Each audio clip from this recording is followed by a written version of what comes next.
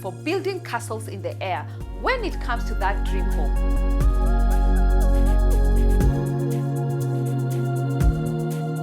A group of women took a realistic approach to discuss real issues about housing.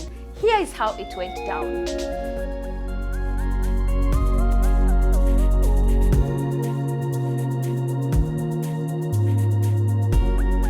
You've identified a place, maybe off plan. You've seen the foundation has been dug, and you've seen the nice 3Ds on the billboard and on the brochure, and it's written there, particulars not warranted, and you've seen their starting ground and they're asking you to make some down payment. So I'll speak about that scenario, and I'll speak about the scenario where you've actually identified your own piece of land, want to build your own dream home, which would be, I think in this room, there are two scenarios of maybe 50-50 or actually 70-30, where 70% you're actually buying land from a developer. So from an architect's point of view, what are you looking out for? First of all, is just to do a background check on the developer before you put down any down payments, and they're telling you, okay, if you're doing a cash payment and you do the certain deposits, this is how much you're saving vis-a-vis going the mortgage way. Do your background check, just like you're doing with all the other things. Find out this developer, what else have they put up?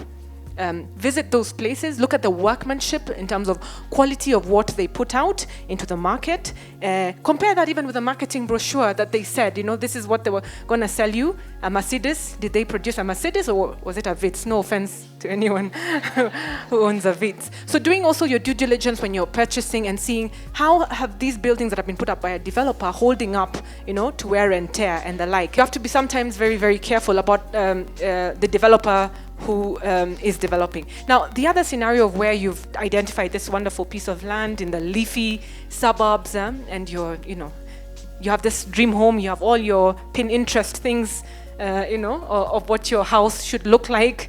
And what's the next step? You've probably bought the land. First and foremost is to identify an architect, of course. An architect is sort of a vision bearer, somebody who translates what you're dreaming of into paper. And goes to 6 years of school for that. Now, you've got different schools of thought sometimes. Some people say, why do I need professionals? Because coming with the architect are a few other professionals. You've got the architect who draw out the building for you. You've got a quantity surveyor who costs it for you and tell you, this beautiful dream, this is what it's going to cost. And you've got a structural engineer who's going to say, for this beautiful dream, this castle in the air, come back down to earth, this is what you need to put in for it to stand. You've seen the house, now you want to buy it. So the first thing you want to ask is, do you have an occupation certificate? Because I'm sorry to disappoint you, but just walking in and seeing good paintwork, the lights is going on, does not mean that everything that you cannot see behind these walls is working. And most of those failures are the most expensive to correct. A mechanical problem, an electrical problem would cost you an arm and a leg, or even our roof, as nice as it is.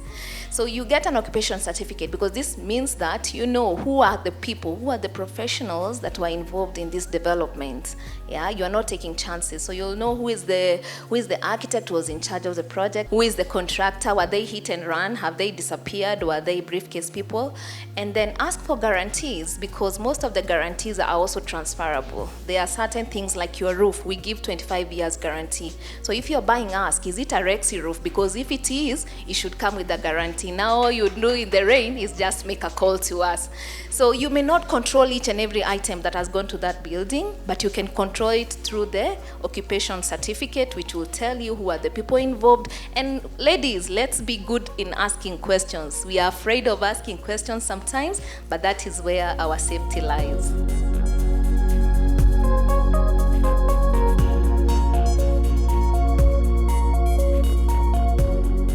That was an informative talk on making key decisions in buying property.